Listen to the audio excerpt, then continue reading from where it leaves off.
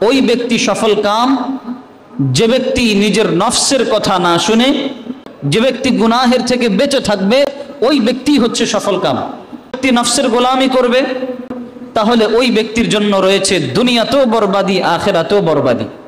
যে ব্যক্তি নফসের গোলামি থেকে বের হয়ে আসে, সে এমন একটা শক্তি পেয়ে যায় যেটা পৃথিবীর সুপার পাওয়ারের চাইতেও অনেক বড় পাওয়ার।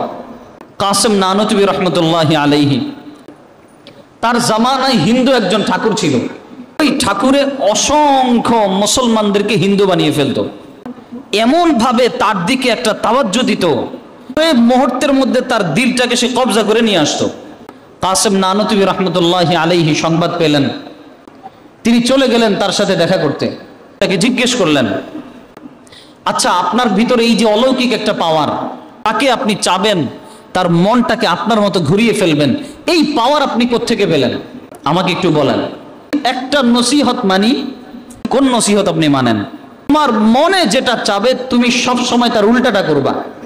আমি অন্তত প্রতিজ্ঞাবদ্ধ হই গুনাহ করব না, ইনশাআল্লাহ আপনি দেখবেন এমন এক শক্তি আপনার ভিতরে অর্জিত হবে যেই শক্তি রুখার পৃথিবীর কারো সাধ্য নেই।